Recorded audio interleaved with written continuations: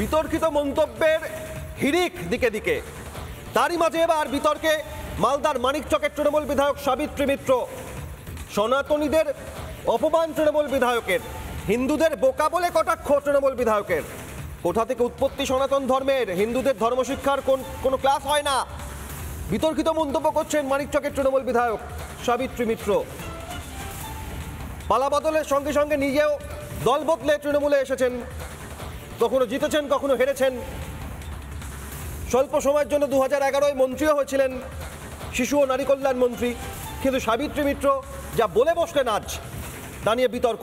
সনাতনীদের অপমান, হিন্দুদের বোকা বলে কটাক্ষ, কোথা থেকে উৎপত্তি সনাতন ধর্মের প্রশ্ন করছেন সাবিত্রী মিত্র। কি বলছেন দেখুন।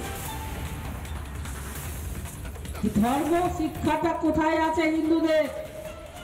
কোন ক্লাস বা কোন জায়গায় একটা পাঠ আছে যে আমাদের সনাতন ধর্ম কোথা থেকে উৎপত্তি, কিভাবে সনাতন ধর্মটাকে আমরা জানবো?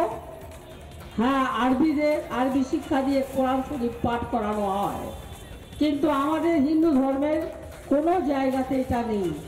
ফলে আমরা বোকা হিন্দু কিছুটা হতে পারি, সবাই না হলেও। আমরা যেটা লোক যে বলে জয় শ্রীরাম জয় শ্রীরাম, ওই যে ক্যাসেট লাগিয়ে দিচ্ছে আর সেই ক্যাসেটে দেখছে নিজের ছবি, সেই ছবি দেখে তারা সেই ক্যাসেট লাগিয়ে রামের ছবি দেখছে আর তারা খুশি হচ্ছে আর তারা বিজেপিকে ভোট দিচ্ছে। সাবিত্রী মিত্র সনাতনীদের শত্রু? সাবিত্রী মিত্র শত্রু হচ্ছেন সনাতনীদের? তার বিতর্কিত মন্তব্য, ধর্মশিক্ষা হিন্দুদের নেই, কোথা থেকে সনাতন ধর্ম এলো হলো তার কোনো ক্লাস হয় না। রামের ছবি দেখিয়ে ভোট হয় মন্তব্য করছেন সাবিত্রী মিত্র। কিন্তু গোটা বাংলার সনাতনীরা তারা ক্ষুব্ধ, তার কারণ এই ধরনের মন্তব্য। কোথা থেকে এলো সনাতন ধর্ম, উৎপত্তি হলো কোথা থেকে সনাতন ধর্মের, মন্তব্য করছেন সাবিত্রী মিত্র।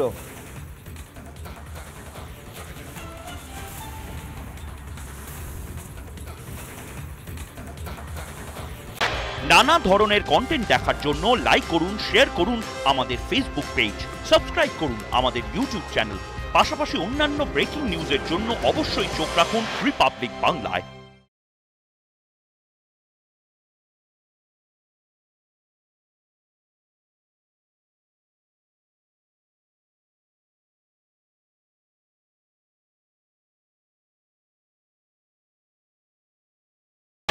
নানা ধরনের কন্টেন্ট দেখার জন্য লাইক করুন, শেয়ার করুন আমাদের ফেসবুক পেজ, সাবস্ক্রাইব করুন আমাদের ইউটিউব চ্যানেল।